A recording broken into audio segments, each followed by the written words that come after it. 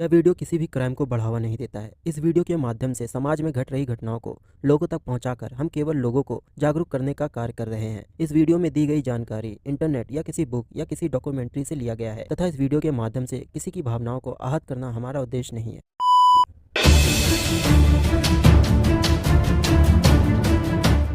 दोस्तों, हर कत्ल की कोई ना कोई वजह ज़रूर होती है, लेकिन आज की ये कत्ल की कहानी बिल्कुल अलग है।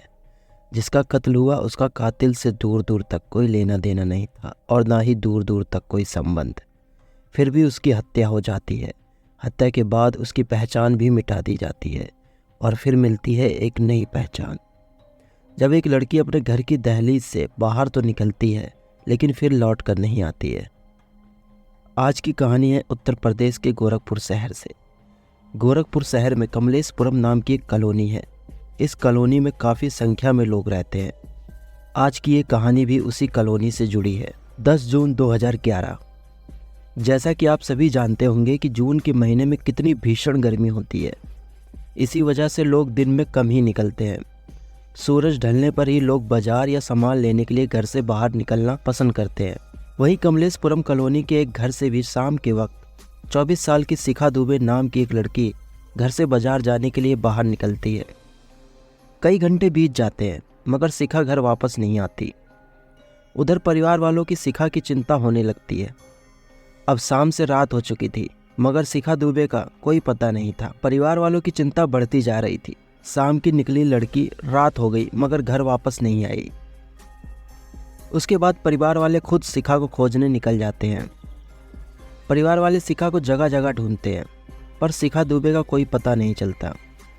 थक हार कर परिवार वाले पुलिस स्टेशन जाते हैं और शिखा दुबे की मिसिंग की रिपोर्ट लिखवाते हैं।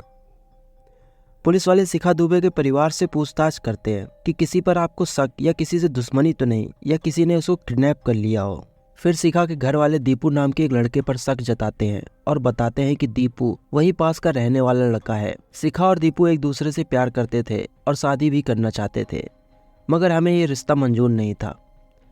परिवार वालों की सारी बात सुनने के बाद पुलिस वाले दीपू के घर जाते हैं तो पता चलता है कि दीपू भी घर से गायब है। अब पुलिस को सारा मामला समझ में आ गया था कि ये प्यार का मामला है और दोनों एक दूसरे के साथ भाग गए होंगे और कुछ समय बाद शादी करके लौट आएंगे, क्योंकि अक्सर ज़्यादातर केस में ऐसा ही होता है। और पुलिस थाने लौट जाती है। अगले दिन यानी 11 जून 2011 को शहर के सिंघड़िया इलाके के जंगलों में एक लड़की की लाश मिलती है। पुलिस ने उस लाश को देखा तो कद काठी और कपड़ों से बिल्कुल शिखा दुबे जैसी लग रही थी। इसलिए पुलिस ने शिखा के पिता राम प्रकाश दुबे को भी वहां पर पहचान के लिए बुलाया।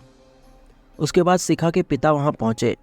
परिवार और अन्य रिश्तेदार भी उस जगह पर पहुंच जाते हैं जहां लड़की की लाश मिली थी। परिवार के लोग उस लाश को देखते ही चीखने और चिल्लाने लगते हैं, क्योंकि वो लड़की कोई और नहीं बल्कि शिखा दुबे ही थी।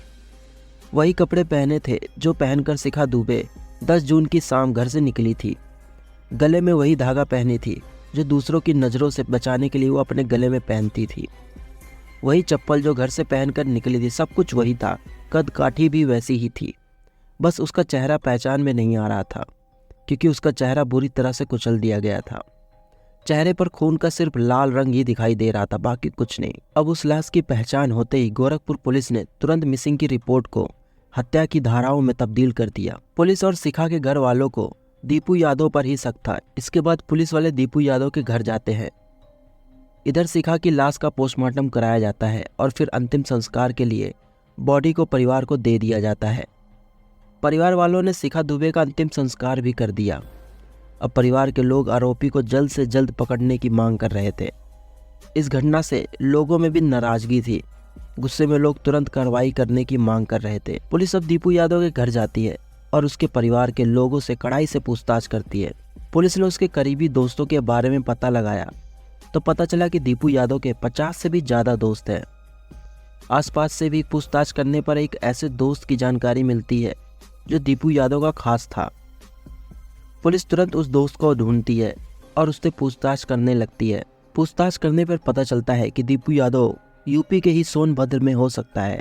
अब पुलिस तुरंत सोनभद्र निकल जाती है और दीपू यादव को खोजने लगती है। पुलिस जगह जगह दीपू यादव की फोटो के सहारे उसे ढूंढ रही थी। पुलिस सादे ड्रेस में उसकी तलाश करते हुए सोनभद्र के एक कॉलोनी में जाकर एक कमरे का दरवाजा खटखटाती है। उस दरवाजे को एक लड़की खोलती है। पुलिस उस लड़की को देखकर चौंक जाती है। पुलिस अपनी आंखों पर यकीन नहीं कर रही थी, क्योंकि वो लड़की कोई और नहीं बल्कि मरी हुई शिखा दुबे ही थी। फिर पुलिस को कमरे में दीपू भी मिल जाता है। अब पुलिस के सामने वही सवाल था कि जब शिखा जिंदा है तो फिर मरने वाली लड़की कौन थी। अब इस बारे में शिखा और दीपू से पूछताछ की गई, तब बेहद ही चौंकाने वाली बात सामने आई। दीपू और शिखा ने पुलिस को बताया कि दोनों एक दूसरे से बेहद प्यार करते थे। दोनों का घर आसपास में ही था, इसलिए उनके मिलने पर लोगों को शक होने लगा। इस बारे में शिखा के परिवार को जानकारी हुई तो पिता ने सबसे ज़्यादा विरोध किया। शिखा के पिता ने साफ साफ कह दिया था, कुछ भी हो जाए उस लड़के से शादी नहीं करनी होगी। अगर ऐसा होगा तो सब लोग मेरा मरा हुआ मुंह देखेंगे। ऐसे में दोनों परेशान हो गए थे, इसलिए घर वालों को बिना बताए 18 अप्रैल 2011 को एक मंदिर में जाकर शादी कर लेते हैं। शादी के बाद बिना किसी को बताए दोनों अपने अपने घर चले जाते हैं। अब दोनों एक साथ रहना चाहते थे, लेकिन ये बात पता थे कि घर वाले तो राजी नहीं होंगे। अब घर छोड़कर भाग गए तो पुलिस केस होगा, पकड़े गए तो दोनों फिर से अलग हो जाएंगे। ऐसे में दोनों सोच रहे थे कि क्या किया जाए। और फिर शिखा दुबे के दिमाग में एक साजिश पनपती है। वो कहती है कि अगर मैं अपने परिवार और लोगों के नज़र में मर जाऊं तो न परिवार वाले ढूंढेंगे और ना ही पुलिस। दीपू यादव को भी ये आइडिया पसंद आता है। इसके बाद दीपू यादव अपने एक दोस्त को फ़ोन मिलाता है और फिर इस कहानी में तीसरे किरदार की एंट्री होती है, जिसका नाम है सुग्रीव, जो कि पेशे से ट्रांसपोर्ट कारोबारी था।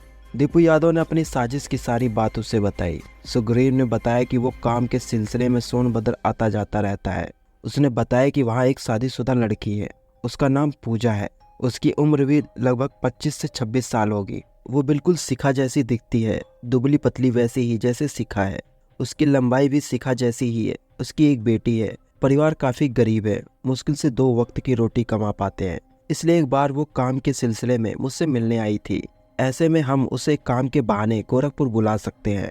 पूजा का नाम आते ही अपने प्यार को पाने के लिए शिखा दुबे और दीपू यादव इंसानियत का गला घोट देते हैं। अब सुग्रीव के कहने पर काम के सिलसिले में पूजा गोरखपुर तक आने को तैयार हो जाती है। उसे 3000 रुपये देने का वादा किया जाता है और कुछ रुपए एडवांस भी दे देते हैं। ऐसे में पूजा राजी हो जाती है। वो परिवार से किसी को बुलाकर अपने 3 साल की बेटी भी उन्हें देख रेख के लिए सौंप देती है, ताकि गरीबी में उसकी कमाई से भी घर का खर्चा चलता रहे। लेकिन उसे क्या पता था कि जहां वो जा रही है वहां से उसे मौत मिलेगी। अब वो तारीख तय की गई, यानी कि 10 जून। इसी तारीख को सुग्रीव खुद ही एक ट्रक लेकर सोनभद्र से गोरखपुर के लिए चला जाता है। उस ट्रक में एक और आदमी था, उसका नाम खालसी बलराम था। अब ट्रक से ही पूजा को लेकर सुग्रीव और खालसी बलराम गोरखपुर आते हैं। यहाँ के सुनसान जंगल वाले इलाके में ले आते हैं पूजा को। यहाँ बताते हैं कि कुछ लोग मिलने आएंगे। इसी बीच सुग्रीव ने फ़ोन करके शिखा और दीपू को भी बता दिया था और उन्हें यहाँ पर बुला लिया था। घर से निकलने से पहले ही दीपू मार्केट से शिखा के लिए नए कपड़े खरीद लाया था और उसे एक बैग में रख दिया था। दोनों जंगल में पहुँच जाते हैं। फिर पूजा को उस जगह से दूर ले जाते हैं जहाँ ट्रक खड़ा था। ऐसा इसलिए करते हैं ताकि ट्रक के पहियों का निशान न मिले। इसके बाद सुग्रीव और दीपू दोनों मिलकर पूजा का गला दबाकर उसकी हत्या कर देते हैं। इस मर्डर के बाद शिखा अपनी साजिश की शुरुआत करती है। वो मरी हुई पूजा को अपने कपड़े पहनाती है और पूजा के कपड़े उतारकर अपने पास रख लेती है। शिखा हमेशा अपने गले में एक धागा पहनती थी। उस धागे को भी उतारकर पूजा के गले में डाल देती है और चप्पल भी आसपास में छोड़कर फेंक देती है।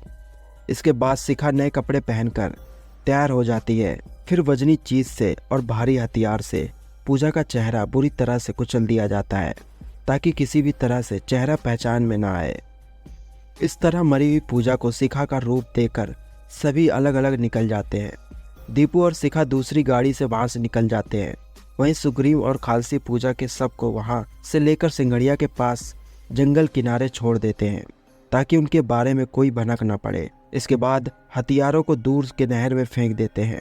कुछ ही देर के बाद दोनों ट्रक लेकर निकल जाते हैं। सुग्रीव के कहने पर दीपू और शिखा सोनभद्र में जाकर नाम बदल कर रहने लगते हैं। इस पूरे ब्लाइंड मर्डर केस का पुलिस ने 21 जून 2011 को खुलासा किया और शिखा के परिवार वालों को बुलाया। शिखा को जब उसके पिता से मिलवाया गया तो पहले तो उन्हें यकीन नहीं हुआ कि उनकी बेटी जिंदा है। ये सोचा ही नहीं था कि जिन हाथों ने बेटी का अंतिम संस्कार किया था अब वही हाथ उसे दोबारा जिंदा छू सकेंगे। इसलिए भरोसा करने के लिए उन्होंने पहले शिखा के चेहरे को अपने हाथ से छूकर ये पता लगाया कि वाकई ये शिखा ही है। फिर जब पिता को यकीन हो गया कि वो लड़की शिखा यानी उनकी बेटी ही है, तब पुलिस के सामने वो कहते हैं कि मेरी बेटी है लेकिन वह मेरे लिए मर गई है। उसी दिन मर गई थी जब उसने दीपू से शादी करी थी। वहीं सुग्रीव और खालसी बलराम को पुलिस पकड़ लेती है और गिरफ्तार करके जेल भेजती है। दोस्तों, इस कहानी में अफसोस उस पूजा का जो गरीबी में अपनी मासूम 3 साल की बच्ची को छोड़कर गोरखपुर आ गई और बिना किसी दुश्मनी के मौत की नींद सो गई। अफसोस इस बात का कि प्यार को पाने के लिए 2 लोगों ने खुद के बजाय उस मासूम पूजा की कुर्बानी दे दी। दोस्तों, लेकिन जिस प्यार के लिए दोनों ने किसी दूसरे का परिवार तबाह किया, वो बाद में भी खुद भी शादीशुदा जिंदगी गुजार नहीं सके।